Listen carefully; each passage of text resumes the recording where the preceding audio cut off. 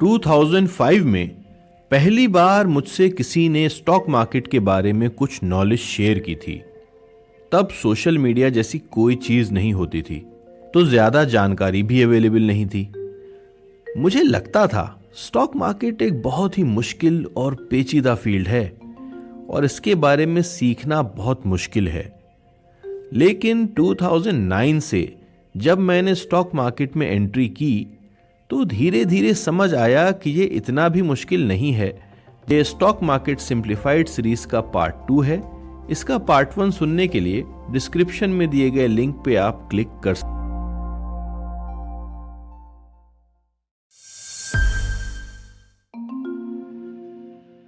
अगर मैं आपसे पूछूं कि किचन में 10 kg का ऑयल कैन यूज करना ज्यादा कन्वीनियंट है या 1 kg के 10 कैन्स रखना, तो आपके मिक्स रिप्लाई हो सकते हैं।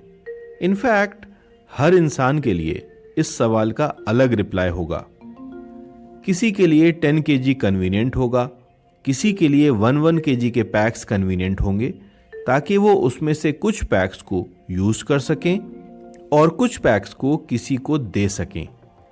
उसी तरह से स्टॉक स्प्लिट भी काम करता है। सपोज एक कंपनी है एक्स जिसके शेयर का प्राइस है 1000 रुपीज और आपके पास उसका एक शेयर है, तो आपके टोटल इन्वेस्टमेंट की कॉस्ट हो गई 1000 रुपीज। अब अगर आप इस शेयर को बेचना चाहेंगे तो आपको एक बायर चाहिए जो 1000 रुपीज दे पाए। अब 1000 रुपीज देने वाले बायर थोड़े कम होंगे, तो यहाँ पे कभी कभी कंपनीज उस स्टॉक को स्प्लिट कर देती हैं। जैसे कंपनी ने कहा कि एक शेयर की प्राइस है 1000 रुपीज, तो हम इस प्राइस को कम करके 100 रुपीज कर देते हैं और शेयर की क्वांटिटी बढ़ा के हर एक शेयर के अगेंस्ट 10 शेयर्स दे देते हैं। तो पहले आपके पास 1000 रुपीज का एक शेयर था और अब 100 रुपीज के 10 शेयर हैं। अब यहां पर देखने वाली बात यह है कि हमारे इन्वेस्टेड अमाउंट में कोई चेंज नहीं आया है, वो अभी भी 1000 रुपीज ही है। तो अब सवाल यहाँ पे ये आता है कि अगर इन्वेस्टेड अमाउंट में कोई चेंज नहीं आया तो फिर कंपनी ने ऐसा क्यों किया? कंपनीज स्टॉक स्प्लिट इसलिए करती हैं ताकि उनका शेयर ज्यादा अफोर्डेबल हो जाए, जिसके रिजल्ट में वो लोग जो 1000 रुपीज का शेयर अफोर्ड नहीं कर सकते थे वो भी अब इस शेयर को खरीद पाएंगे, जिसकी वजह से न्यू इन्वेस्टर्स का इनफ्लो होगा। प्रेजेंट इन्वेस्टर्स के लिए एक फायदा ये भी होगा कि पहले अगर वो इस कंपनी के शेयर को बेचना चाहते तो उनको पूरे 1000 रुपीज का शेयर बेचना होता, बट अब उनके पास एक की जगह 10 शेयर हैं, तो वो चाहें तो इसका कुछ हिस्सा आसानी से बेच सकते हैं और बाकी शेयर्स होल्ड भी कर सकते हैं। ये स्प्लिट का प्रोपोर्शन अलग अलग हो सकता है, जो कंपनी अपने हिसाब से डिसाइड करती है। एक शेयर के बदले 5 शेयर या हर 5 शेयर के बदले 6 शेयर, एटसेट्रा एटसेट्रा। अब आपका होमवर्क है कि 5 ऐसी कंपनीज के नाम ढूंढिए जिन्होंने अपने शेयर्स 2023 में स्प्लिट किए।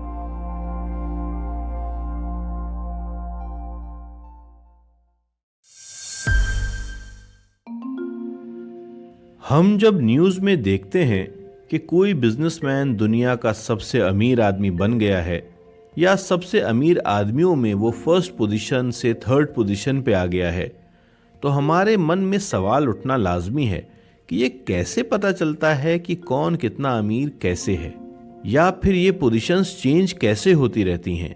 तो यहाँ पर जो टर्म यूज में आता है वो है मार्केट कैपिटलाइजेशन।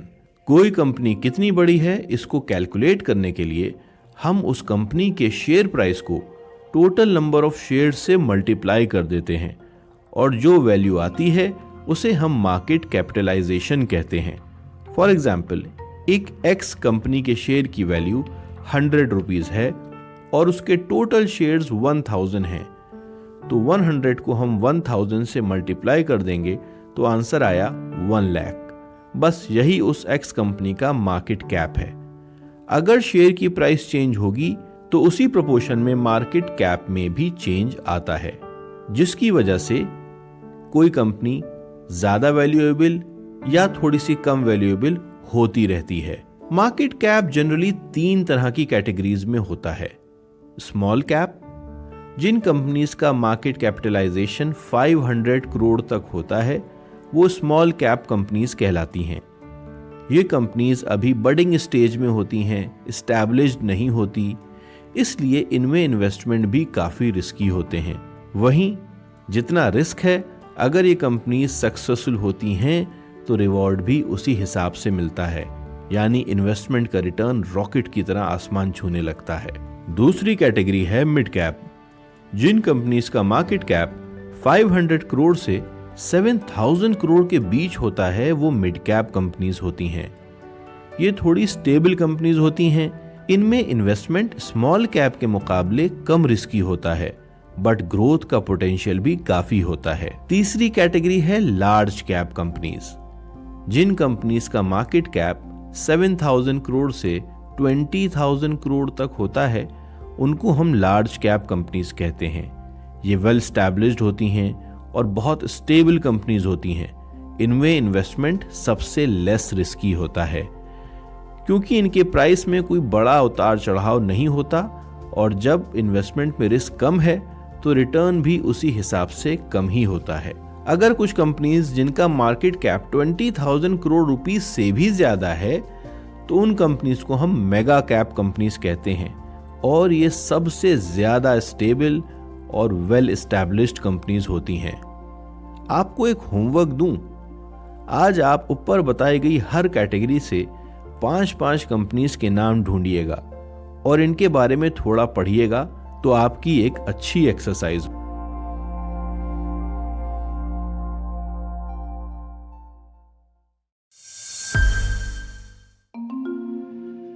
सपोज मैं एक रेस्टोरेंट चलाता हूं जो काफी अच्छा चलता है।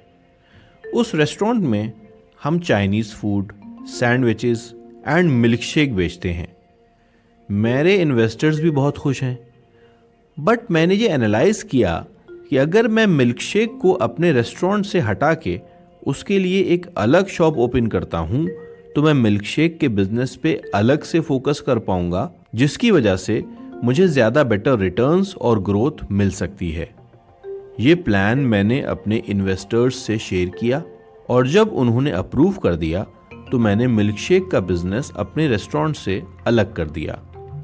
इस प्रोसेस को हम डीमर्जर कहते हैं। सपोज मेरे पूरे रेस्टोरेंट की वैल्यू 100 रुपीज थी, जिसमें से मिल्क शेक के बिजनेस की वैल्यू 20 रुपीज थी, तो इन्वेस्टर्स के टोटल इन्वेस्टमेंट में 2 पार्ट हो गए, 80% Chinese food and sandwich business and 20% milk shake. उसके इन्वेस्टेड अमाउंट में कोई चेंज नहीं हुआ है, लेकिन अब बिजनेस अलग होने की वजह से ग्रोथ का पोटेंशियल ज्यादा हो सकता है।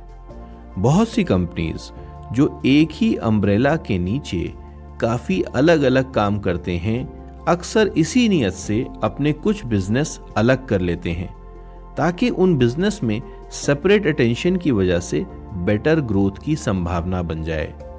अब आपका होमवर्क है 5 ऐसी कंपनीज के नाम ढूंढिए जिन्होंने 2023 में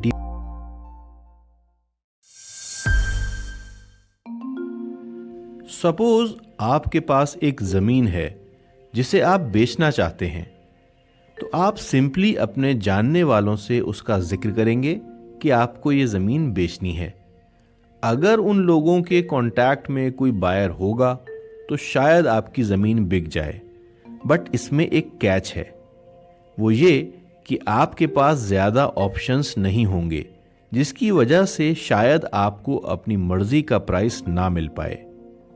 उसी जगह अगर आप किसी ब्रोकर से कांटेक्ट करें जिसके पास बायर्स और सेलर्स की एक लंबी लिस्ट होती है, तो आपको बहुत सारे बायर्स भी मिल जाएंगे और नेगोशिएट करके अपनी मर्जी के प्राइस पे आप अपनी जमीन बेच सकते हैं।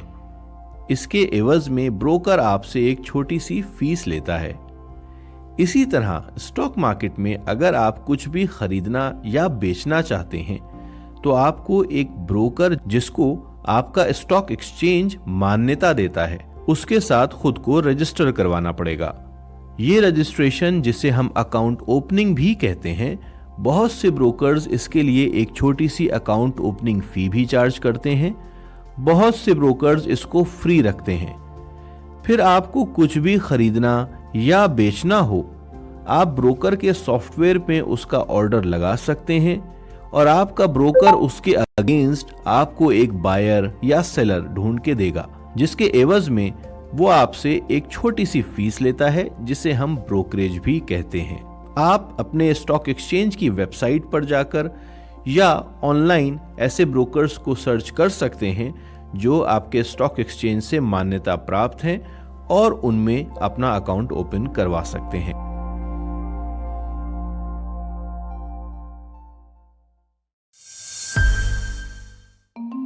एक कंपनी है जिसको ओवरऑल काफी अच्छे प्रॉफिट हो रहे हैं, तो एज अ रिवॉर्ड वो अपने एग्जिस्टिंग शेयर होल्डर्स को कुछ एक्स्ट्रा शेयर्स दे देते हैं। फॉर एग्जाम्पल, मैं एक एक्स कंपनी का शेयर होल्डर हूं और मेरे पास उस कंपनी के 100 शेयर्स हैं।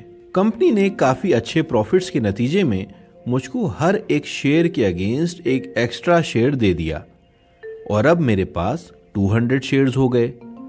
और अब फ्यूचर में कंपनी ग्रोथ के साथ साथ मेरे शेयर्स की वैल्यू डबल हो गई एंड उसी प्रोपोर्शन में मेरा प्रॉफिट भी डबल हो गया।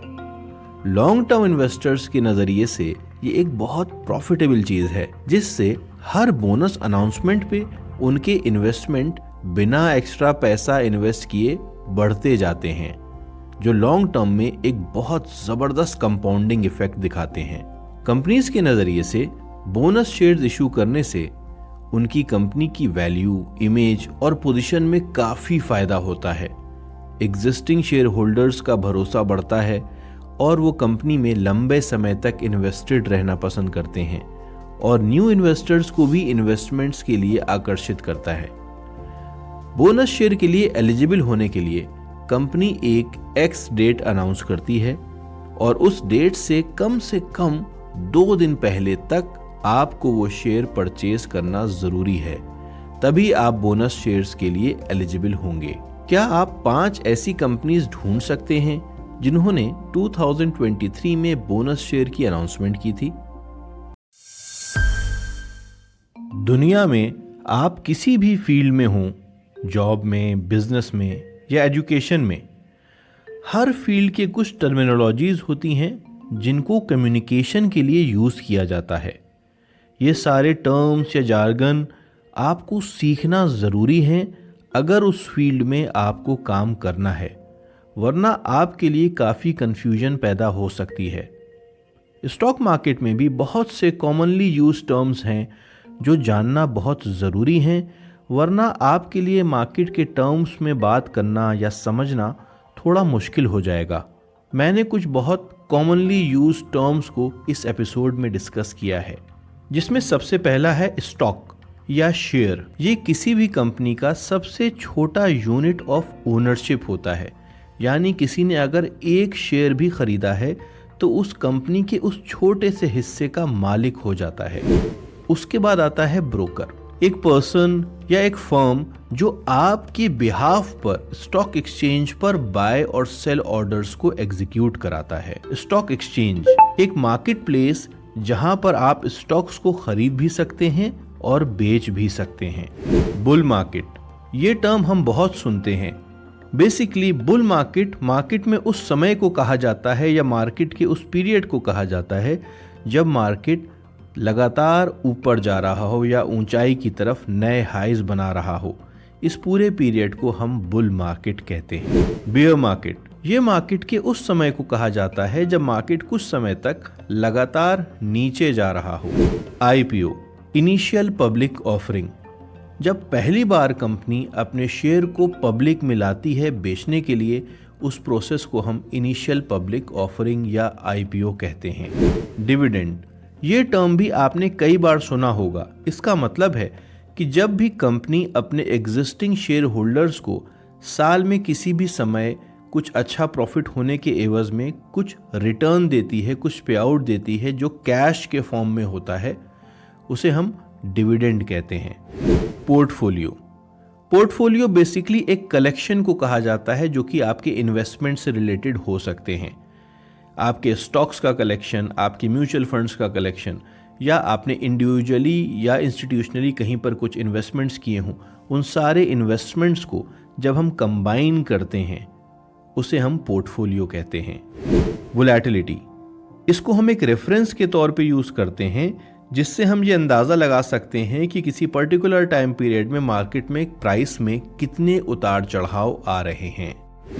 ब्लू चिप स्टॉक्स, बहुत वेल एस्टैब्लिश्ड कंपनीज जिनका पुराना ट्रैक रिकॉर्ड बहुत अच्छा है और जो बहुत स्टेबल परफॉर्मेंस देते हैं, उन कंपनीज को ब्लू चिप कंपनीज या उनके स्टॉक्स को ब्लू चिप स्टॉक्स कहा जाता है। बिड प्राइस, उस हाईएस्ट प्राइस को कहते हैं जो कोई भी खरीदार किसी स्टॉक को खरीदने के लिए ऑफर करता है। आस्क प्राइस, ये वो लोएस्ट प्राइस होता है जो एक सेलर एक्सेप्ट कर रहा है कि हम इससे कम पे नहीं बेचेंगे। इंडेक्स, ये एक स्टैटिस्टिकल मेजरमेंट है जिससे हम कुछ ग्रुप ऑफ कंपनीज या किसी पर्टिकुलर सेक्टर की कंपनीज की ओवरऑल परफॉर्मेंस को ट्रैक करते हैं। जैसे कि निफ्टी, ये नेशनल स्टॉक एक्सचेंज की टॉप 50 कंपनीज के कलेक्शन को कहा जाता है। वॉल्यूम, किसी भी पर्टिकुलर टाइम पीरियड में कितने शेयर्स की ट्रेडिंग हुई है उसको हम वॉल्यूम कहते हैं। तो इस पार्ट में हमने स्टॉक्स में बोनस, स्प्लिट के बारे में समझा और कुछ कॉमनली यूज टर्म्स को भी जाना जो कम्युनिकेशन के लिए काफी इंपॉर्टेंट होते हैं। आगे आने वाले पार्ट्स में हम मार्केट के टाइप्स, पार्टिसिपेंट्स के टाइप्स और ट्रेडिंग इंस्ट्रूमेंट्स के बारे में जानेंगे।